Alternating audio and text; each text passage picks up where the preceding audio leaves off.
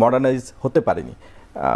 আপনি কি মনে করেন যে মানে ছাত্র শিবির সমর্থিত প্যানেলগুলোর যে সাফল্য, যেটা নীলুফার মনি নাকচ করে দিলেন যে এরকম 90-এর যে পরিবেশ ছিল 24-এ বা 25-এ সেই পরিবেশ নয়, তো আপনাদেরই তো সহ সংগঠন ছাত্র শিবির, তাদের সাফল্য আপনারা কিভাবে সেটাকে ক্যাপিটালাইজ করবেন বা ক্যাপিটালাইজ না করার যে যুক্তিগুলো আপনি শুনলেন সেটাকে আপনি কিভাবে ব্যাখ্যা করবেন?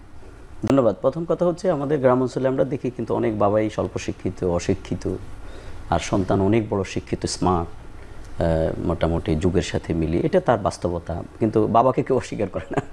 সুতরাং জামাত ইসলামীর সাথে ছাত্র শিবিরের যে দূরত্ব, এটা আমি একমত না, বরং আমিও ছাত্র শিবিরের সেন্ট্রাল প্রেসিডেন্ট ছিলাম। আমি এখন ঢাকা সিটির নর্থ সেক্রেটারি, কেন্দ্রীয় কর্মপরিষদ সদস্য, এবং বাংলাদেশ জামাত ইসলামীতে ছাত্র শিবিরের যত সেন্ট্রাল প্রেসিডেন্ট ছিলেন বা যারা, তারা প্রত্যেকে এর সাথে যুক্ত এবং কাজ করছে।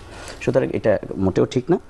হ্যাঁ, এটা আপনি যে আমাদের জেনারেশন যেটা, এটি অবশ্যই আপনাকে স্বীকার করতে হবে। এক একটা জেনারেশনের এক একটা হাইপ আছে, তাদের একটা স্মার্টনেস আছে, তাদের বুঝ আছে। আমাদের পরিবারগুলো তো আমরা দেখি যে সবচেয়ে বয়সে কম, সে মনে হচ্ছে তথ্য প্রযুক্তি সবচেয়ে ভালো বুঝে, সে সবচেয়ে মনে হয় যে একটু ওভার স্মার্ট আর। সুতরাং এর কোনো সমস্যা না। আমরা আপু যেটা বলছেন যে 90-এর আন্দোলনের পরে আপনি যেটা বলেছেন, না, এটা একটা ছাত্র রাজনীতি। এটাকে সেকেন্ড পার্লামেন্টও আমরা যদি বলি, পাচ্ছের অক্সফোর্ড, পড়ালেখার দিক থেকে হয়তো অনেক পিছিয়ে আছে, কিন্তু ঢাকা বিশ্ববিদ্যালয় ঢাকা বিশ্ববিদ্যালয়।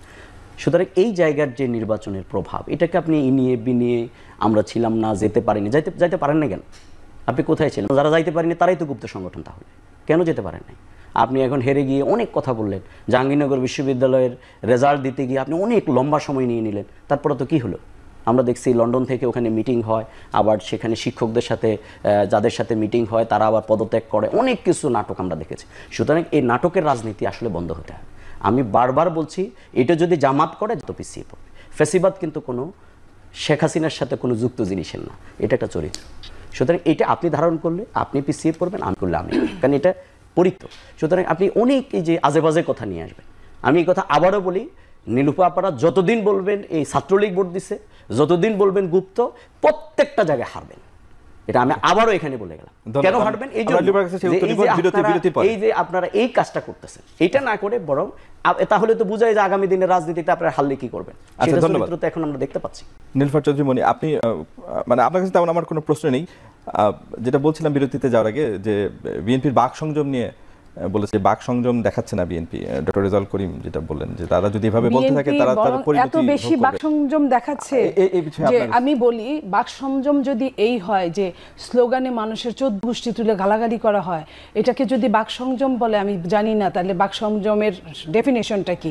বিএনপি এত বেশি দেখিয়েছে যে আমার ভাই জামাতের, তারা তাদের শিবির দিয়ে যে গালিগুলা দেওয়া হয়েছে বিএনপিকে, বিএনপির চেয়ারপারসন, অ্যাক্টিং চেয়ারম্যানকে এবং সহ সবাইকে যে গালিগুলো দেওয়া হয়েছে, বুয়েটের ছাত্রদের দিয়ে, ঢাকা বিশ্ববিদ্যালয়ের ছাত্রদের দিয়ে, ছাত্র দলের নাম কেন ঘোষিত হইলো, ছাত্র দল কেন ব্যান হবে না, তারপরে বিভিন্ন কারণগুলোকে কেন্দ্র করে আমাদের দলে একজন আরেকজন মারা গেছে, আমরা অস্বীকার করি, বিভিন্ন ট্যাগ লাগিয়ে গালাগালি করা হচ্ছে।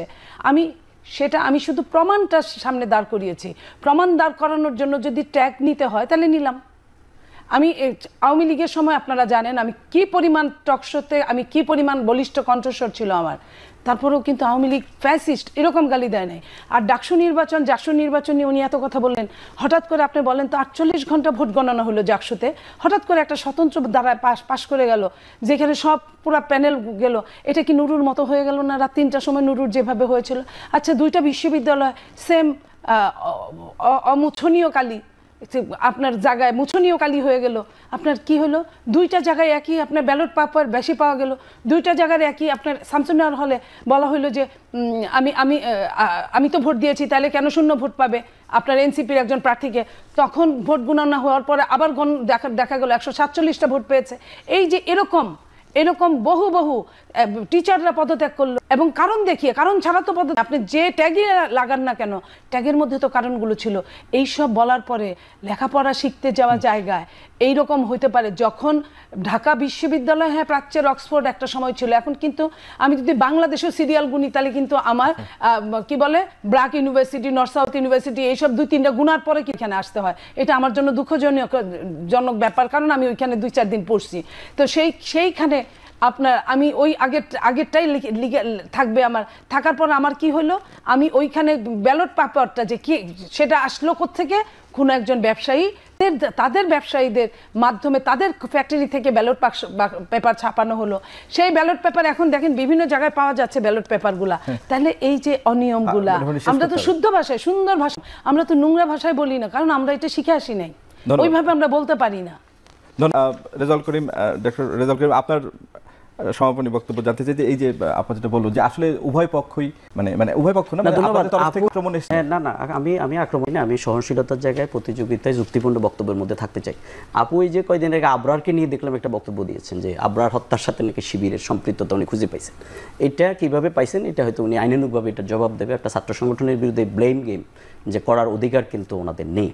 আর এই যে বলছেন যে শিবির কি বলছে, ওনাদের এটা বলছে, ওনারা কি বলেন? ওনারা বলেন যে শিবির জবাই করে, এগুলো ওনাদেরকে আপনি ছাত্রলীগ বলবেন, আপনি ঢাকা বিশ্ববিদ্যালয়ের সব ছাত্রদেরকে অপমান করছেন। সুতরাং এগুলো করার রাইট কিন্তু কারণে, বরং এগুলো না করে বরং আমাদের প্রত্যেককেই জনগণ যেটি রায় দেয় সেটিকেই মেনে নেওয়া উচিত।